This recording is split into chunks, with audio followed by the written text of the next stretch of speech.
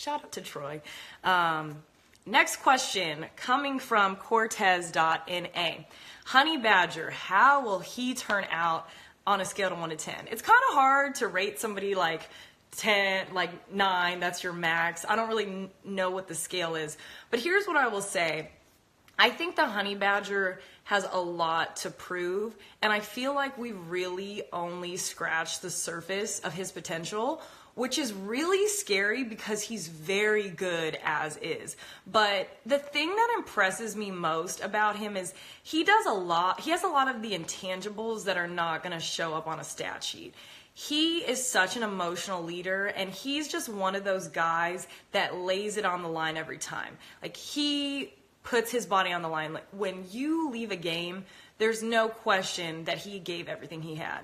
And that really morales a team, and that makes everybody want to play hard next to you when you have one of your top players, an emotional leader that plays at such a high level. So I think the Honeybager is going to have a really strong season with Houston. I mean, that defense was strong to begin with. They're getting Watt back. You got Clowney. So I really am excited to see what's going to happen with that defense.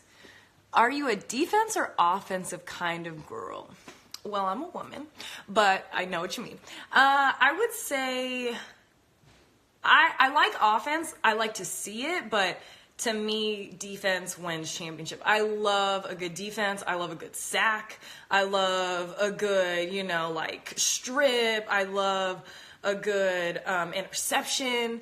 I just think defense is so dynamic, So I guess I kind of lean towards defense because defense can really win you a championship. Yeah, you can put up big numbers, but if you have a great defense, that takes so much pressure off of your offense. Shout out to Dakota Berry who just joined. Dakota, I answered your question, so when this goes up on the live later, you go watch. Shout out to you, Skull. Okay, J.J. Watt, so keeping it with the Texans. J.J. Watt, how many sacks this season? That also comes from Cortez. I'm guessing Cortez is like a Texan fan.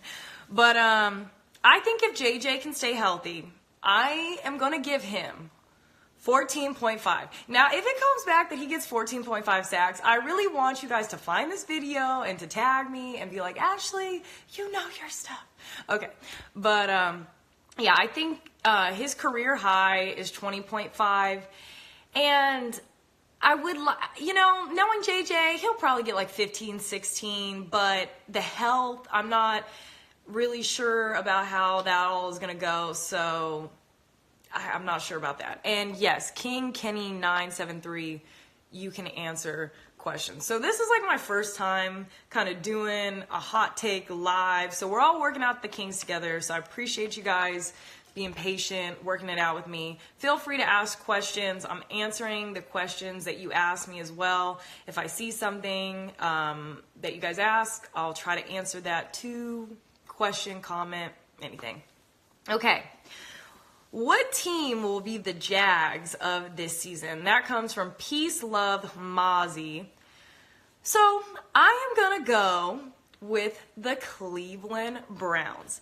But I think the real difference between the Browns and the Jaguars in their season approaches is that the Browns have a lot of hype coming into this season, whereas the Jaguars, I don't really feel like anybody was checking for them. It was only after their Saxonville game, they had 10 sacks, was like, oh, is this a thing? Is this a fluke? And then, they progressively got better.